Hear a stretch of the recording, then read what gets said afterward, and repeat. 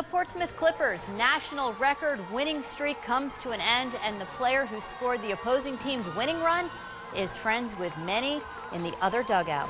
No one covers New Hampshire like we do in high definition. Now, WMUR News 9 Tonight. While the streak is over, after more than 4 straight years of winning, the Portsmouth High School baseball team lost a game to St. Thomas Aquinas High School in Dover, ending the Clippers' national record at 89 consecutive wins. And the player who scored the winning run is Jordan Bean. He played on the Portsmouth Little League team in the World Series back in 2006 and tonight beat some of his friends. Our Gene Mackin joins us now with highlights. And Gene, Jordan Bean, that's certainly a name we have not nor will forget here in New Hampshire. Yeah, he was a star on the Portsmouth Little League team and tonight played against many of his former Little Leaguers who now play for Portsmouth High School. St. Thomas taking the win and Portsmouth taking their first loss in years with class and good sportsmanship. Last inning on the diamond in Dover, score tied, Portsmouth High School's record-winning streak on the line. Then this hit for the home team, St. Thomas Aquinas High School. St. Thomas Saints star baseball player Jordan Bean scores the winning run, ending Portsmouth's national winning streak at 89 games. We have confidence, and it's just great teamwork. Any game is big, but like you said, against Portsmouth, with the respect they've commanded in the last couple of years, it's just great to help the team. You might remember Jordan Bean. Back in 2006, the nation watched him pitch and hit for Portsmouth in the Little League World Series.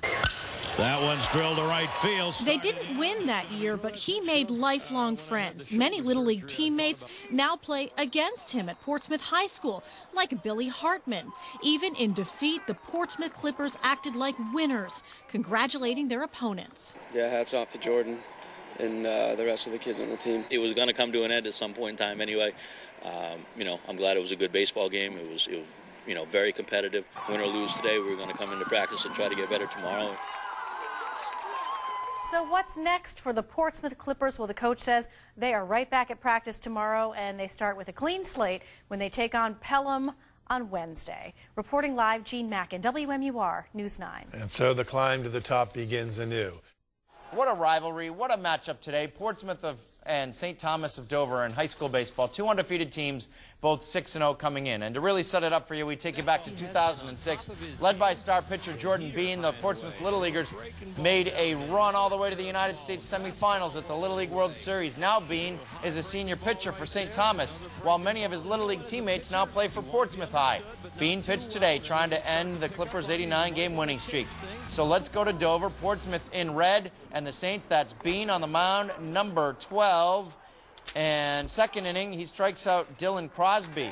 But then in the fourth, Portsmouth gets a bunch. Rick Holt with a single past the dive of shortstop Nick Gardner. Matt Feeney, Connor McCauley score. McCauley, one of the Portsmouth Little Leaguers. So it's 4-1. But we go to the bottom of the 7th inning, and this is a big 1-out, 2-run double by who else but Jordan Bean. So that ties the game 4-4. Then Chris White hits a single through the hole on the left side, and that brings in who else but Jordan Bean home with a winning run. Bean helps to take down his friends and former teammates. St. Thomas wins 5-4, ending the national record winning streak for Portsmouth at 89 games.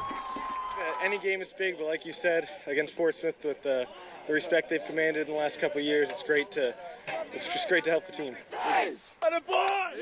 It was going to come to an end at some point in time anyway. I'm glad it was a good baseball game. It was very competitive.